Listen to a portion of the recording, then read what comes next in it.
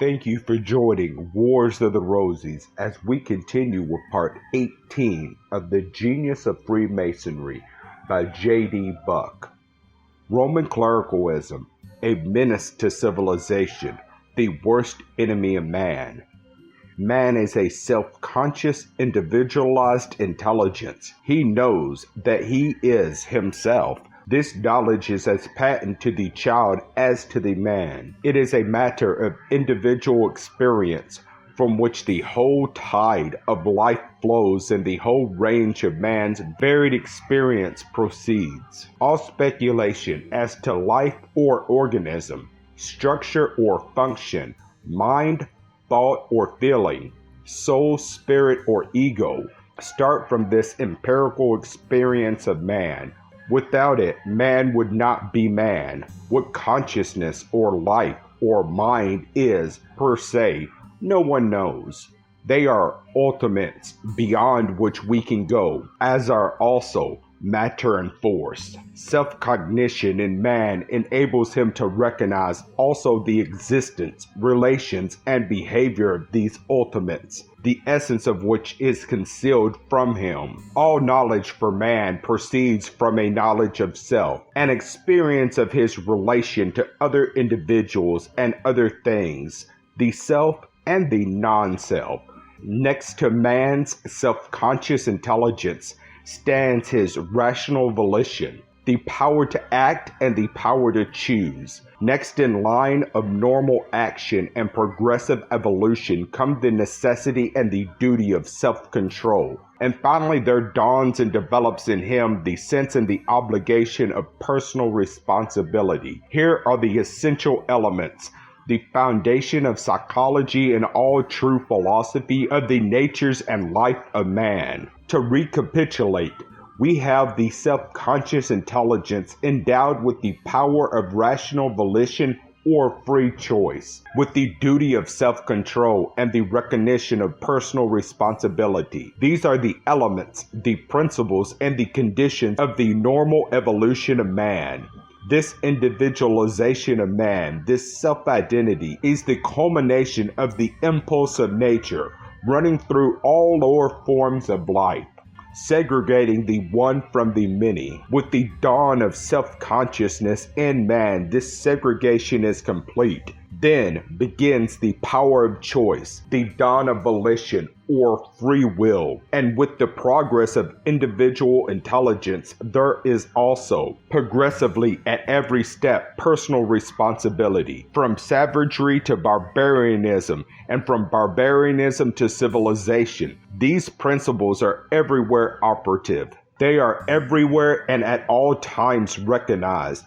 The idiot, the imbecile, the insane, and in later times the hypnotic subject are relatively exempt from personal responsibility. All laws for the protection of communities or the punishment of crime hold the individual responsible for his acts according to his intelligence and freedom of choice. Self-restraint is thus inculcated and enforced, and wherever and whenever it fails as a restraining power, the law with its penalties steps in. Outward constraint begins where self-control leaves off. Wise, just, and humane laws are only found in communities, the individuals of which habitually recognize personal responsibility and exercise a large degree of self-control. In a community where every individual habitually exercised intelligent self-control and recognized to the fullest extent personal responsibility, laws for external restraint would be wholly unnecessary.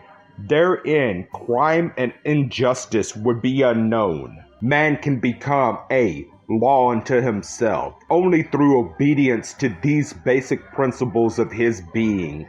Man can become free from outward restraint only through recognition and obedience to the inner law upon which his whole evolution depends.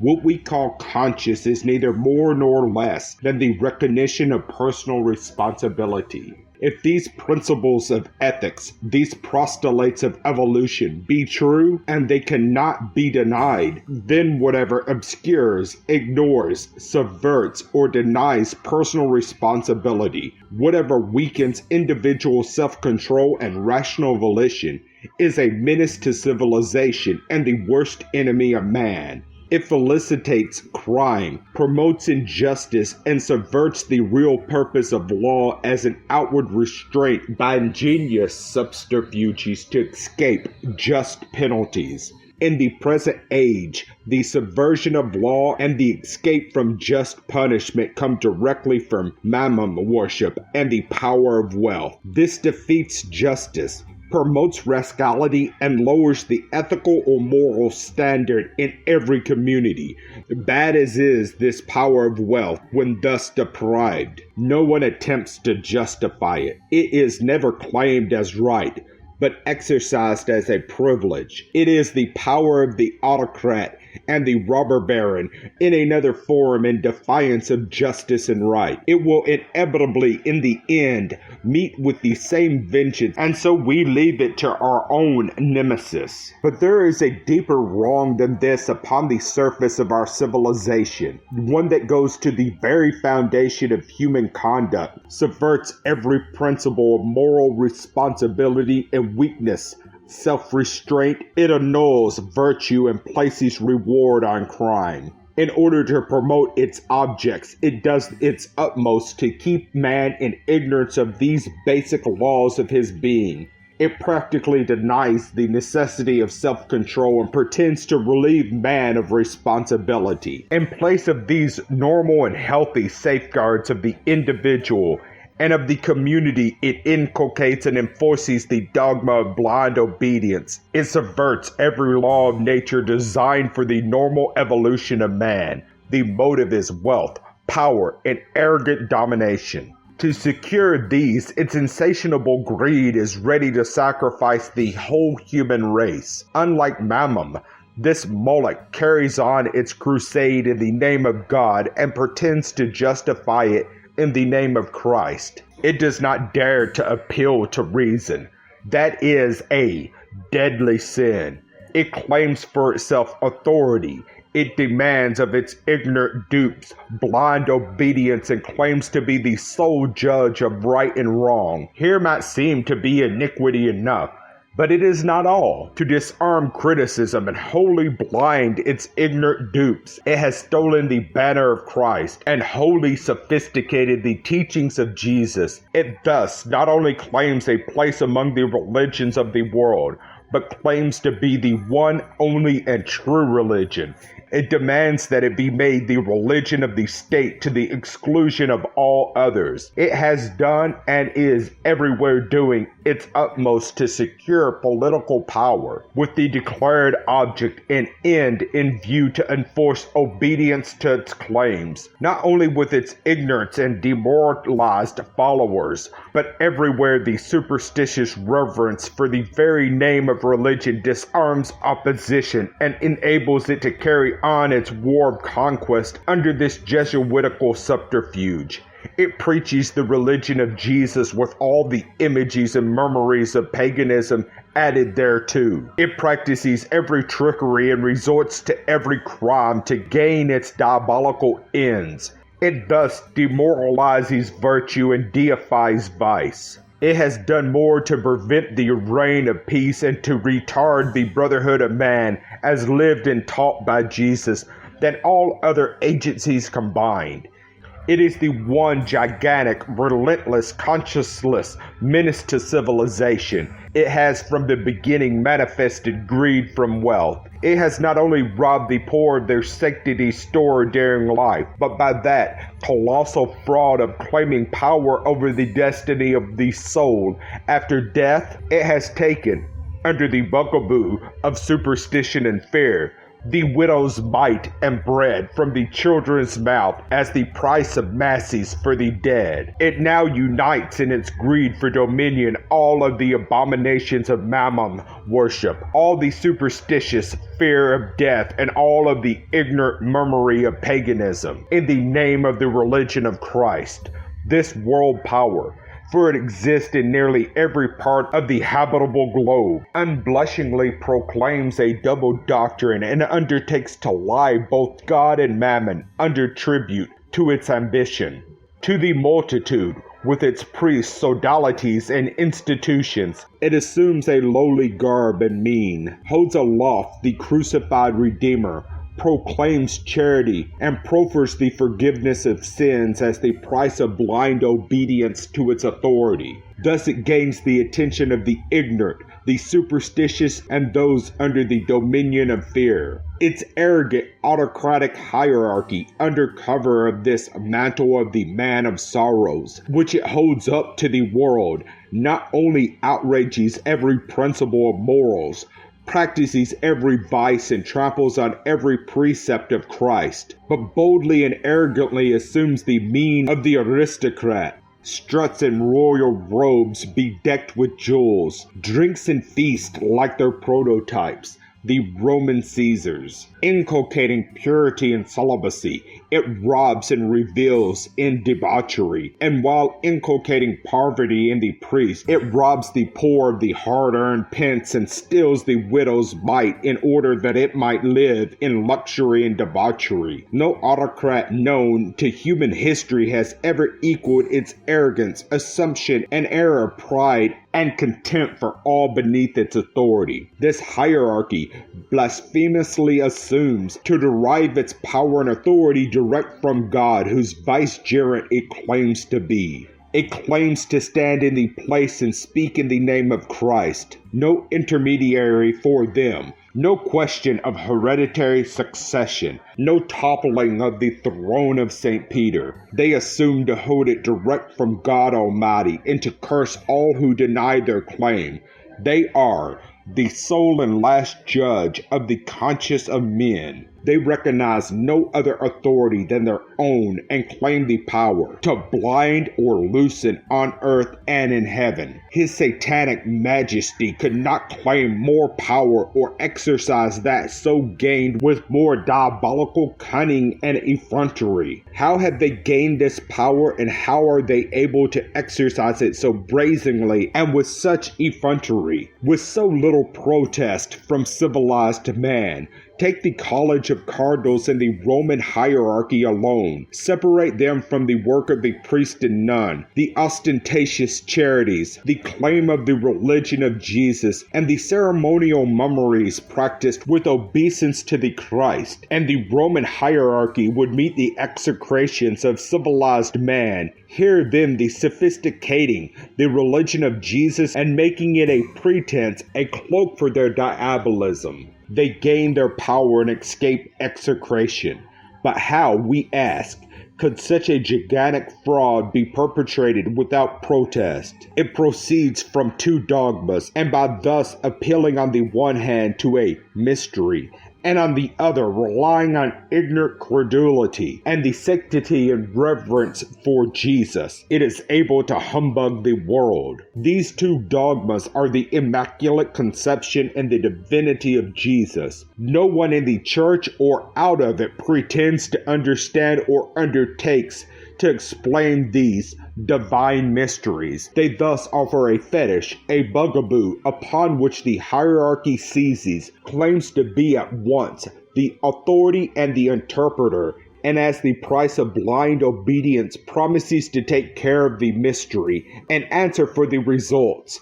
The ignorant and superstitious rabble believe, fear, tremble, and obey, and so they keep the hierarchy in power. Now where stands Protestantism at this time in spite of all its protest and in the face of nearly 200 sects and schisms? It is unconsciously the aider and abettor of the Roman hierarchy. Rome laughs in its sleeves and cherishes only the concept of Protestantism. it carries off these spoils and avails itself of the aid which Protestantism gives in holding down its monstrous claims. Protestantism would fight as strenuously and as bitterly perhaps for the dogmas of the Immaculate Conception and the special divinity of Jesus as Rome would itself. It is in either case a relic of superstition and is held as an incomprehensible mystery. Protestantism leaves it there as an article of faith, as an essential dogma, but Rome takes advantage of it for secular power and as a cloak for all its preposterous claims and diabolical practices. Protestantism, with all its protests since the time of Luther, is still the unconscious abettor of the Roman pontiff. It clearly should be borne in mind that this whole question is one of interpretation solely, and that this interpretation, received by Catholic and Protestant alike, originated with ignorant and superstitious monks many centuries ago. No man, be he wise or foolish, priest or layman, can alter, by interpretation, the facts regarding the nature, the mission, or the teaching of Jesus. These old monks were totally ignorant of any method by which Jesus the man could become the Master Christ, except through miracle and mystery. Hence, they gave their interpretation through ignorance and superstition, that Jesus was both man and master, and hence, Christos is undeniable. The question now is, shall mankind accept the interpretation of the ignorant monks of 1500 years ago, or that of the present age of enlightenment, civilization, and evolution? The old interpretation is the bulwark of Roman Catholicism, by which it misinterprets the true religion of Jesus and claims dominion of the world. It thus attempts to enforce its claims and secure the dominion by every sophistry, subterfuge, political trick, and every crime known to civilized or uncivilized man. We need to redeem the Redeemer from this most colossal outrage of all time. The crime is not only against the Christ and his pure and undefiled religion, of which mankind is thus cheated and his religion made of no effect, but the very essence, principle, and purpose which in the normal and higher evolution made Jesus to become the Christ, which belongs to man and was intended by Jesus in his preaching and mission to be transmitted to humanity, is annulled, abrogated, obscured, and brought to naught by Roman clericalism. Intelligent choice, rational volition, and personal responsibility are not only the whole essence of the teaching and ministry of Jesus, the way, the truth, and the light, by which Jesus became the Christ, but these are the principles that determine the evolution of every son of man. The Roman hierarchy, by denying them as potent in the life and nature of Jesus, denied them equally to man. In their place are put the vicarious atonement, which annuls personal responsibility and prevents the normal higher evolution. And as a miserable subterfuge, the church assumes to forgive sin as the price of blind obedience, having shrouded and obscured the nature of life of Jesus by mystery and miracle, having made its own interpretation orthodox and all others heresy, having styled itself the sole and last judge of the consciousness of men. Roman clericalism proceeds deliberately to violate every precept and break every commandment of Jesus and to justify it in his name. The sin of Pilate and the crucifixion were nothing compared to this. It was a cleric and a professed representative of Christ who, when asked by his soldiers how they were to distinguish the faithful from the heretics, replied, "Kill them all. God will recognize his own." Following this commandment, 30,000 men, women, and children were slaughtered. No Italian brigade was ever half so rapacious, cruel, and bloodthirsty, killed though they may for gold or hold for ransom. The tiger kills for food, but for sheer wanton, love of murder, the cleric bears the palm. This is the beast in human form, that is to interpret the nature, speaking the name and be obeyed in the place of the Christ. The abomination is made possible through the ignorant and superstitious reverence, not for the Christ or for Jesus as he was and is, but for the crude, absurd, and wholly false interpretation that which mystery and miracle have concealed the Christ and put this abomination in his stead. If you deny the interpretation, you are accused of denying the Christ, declared a heretic, and, so long as the cleric had the power, fit only for a bonfire here and hereafter. All of this diabolism passes even in this 20th century for religion.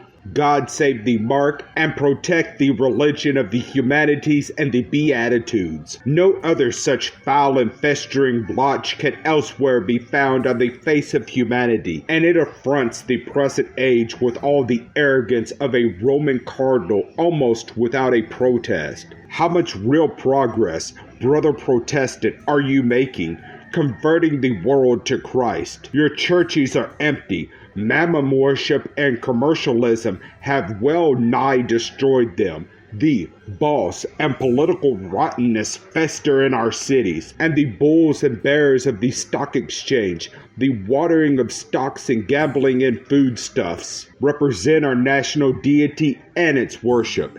Do you still think that in such an age, mystery and miracle can stand as representative of true religion? Can you not see that when by mystery and miracle you have separated Jesus from the nature and life of man, you have made him of no account, annulled his example, and set him at naught all his humanities and beatitudes?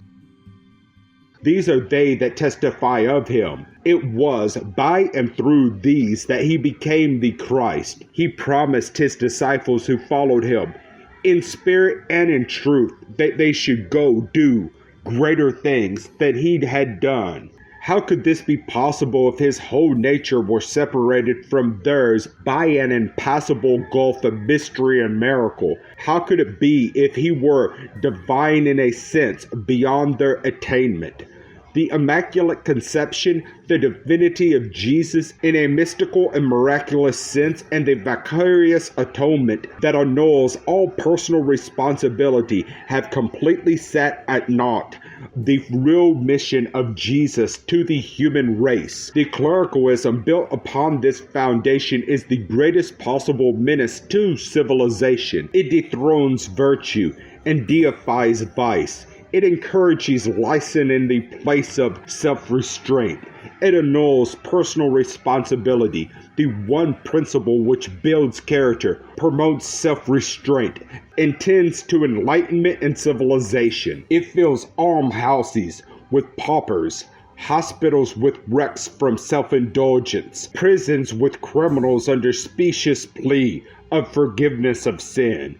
It holds the rabble in ignorance that they may the more readily yield obedience through superstition and fear, be exploited to fill the coffers of greed, and furnished to an age of mammon and materialism, that wealth which is the engine of power of the cleric equally with the political boss and commercial magnate. The double doctrine of the Church of Rome justifies all this, carrying aloft the banner of Jesus and claiming to be his sole representative among the children of men. While depriving and demoralizing mankind, it annuls and abrogates the entire life and mission of Jesus to man. The double doctrine of Rome is thus a double curse to humanity and a menace to civilization. Protestants dare not to protest because they lack either the intelligence to perceive or the courage to declare how false is the interpretation placed by clericalism on the nature and life of the man of sorrows who was everything that clericalism is not. If Protestants point to their lives and character as essentially different from those of many Roman clerics,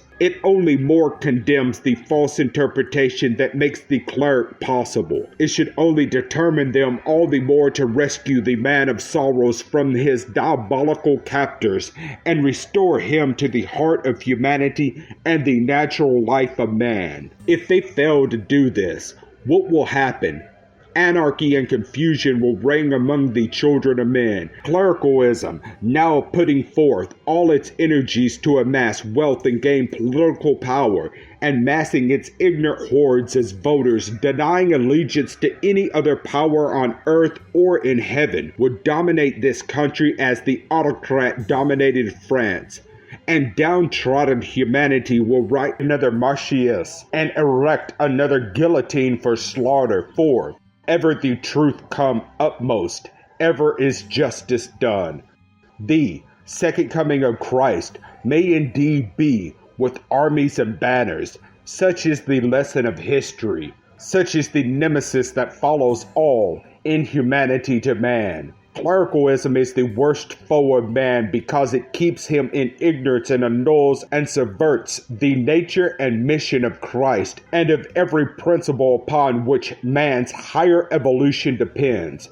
Jesus was the elder brother, the forerunner, the exemplar of all that man's higher evolution is and the principles and practices upon which it depends.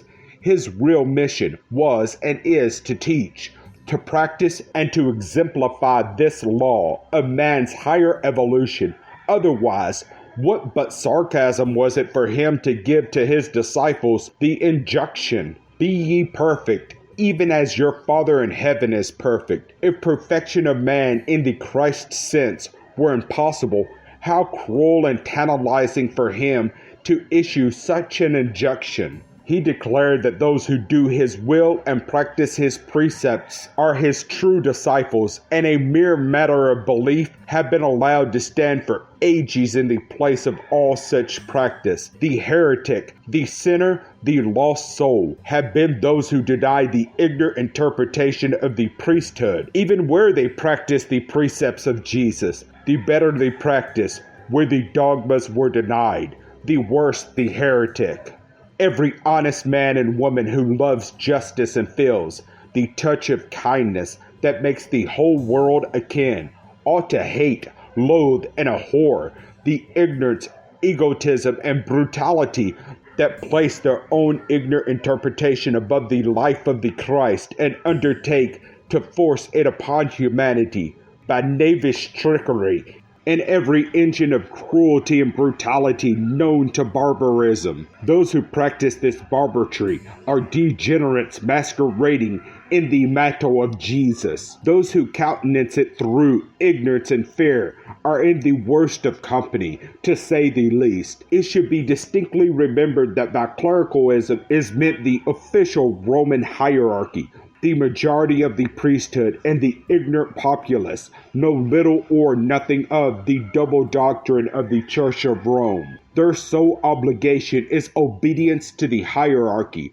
The Pope is merely a figurehead, elected or assassinated by the College of Cardinals. The Cardinals and the Jesuits are the executives. No other such organization has ever existed on earth or disgraced the name of humanity. Their power consists in the perfection of the organization, the secrecy of their policy, the wealth that they are so fast accumulating, the absolute despotism of their rule, and the dogma of obedience from all subordinates. The Pope issues the decree, but the cardinals prepare and dictate the verdict. One proposed candidate for the chair of St. Peter has declared since the last election that he feared assassination from one of the cardinal parties had he been elected.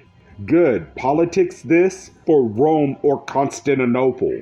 And this is the power that is determined to make America Catholic and dictate our laws without protest or revision. Archbishop Ireland says, God wills it, and our hearts leap with crusader enthusiasm. There is not a fact in nature, nor a single analogy, nor an explanation that any intelligent individual has put forth or can accept in support of the Immaculate Conception, There is not a fact recorded in the Gospels, nor any reference to, nor any account of the life of Jesus that shows him to have been divine in any extra human sense. Jesus seems to have been a remarkable child when at the age of 12, he disputed with the elders in the temple. From the age of 12 to his 13th year, he disappeared as though the earth had swallowed him, as it was said to have concealed Melchizedek as its sinner. This remarkable boy of 12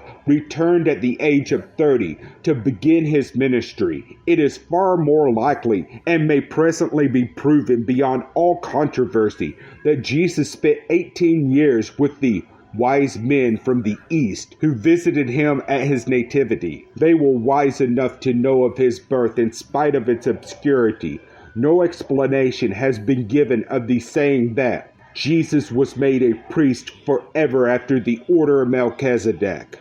The difference between the miraculous powers attributed to Jesus, for which there is nothing but dogma and the interpretation of ignorant priests, and the same powers possessed as the result of special training and instruction, giving rise to a normal evolution through a knowledge and conformity to nature and spiritual laws, is very great indeed. In either case, Jesus remains the same, but in the latter case, his powers, life, and teachings offer the greatest promise, hope, and encouragement to man as something to be strived after and attained. If this be true, and there is such a highway of holiness and of achievement opened by Jesus to the present age, it is a jewel of knowledge beyond all price. Any man or body of men who should ignorantly or wantonly destroy this jewel and deprive man of its light must be counted as man's worst enemy.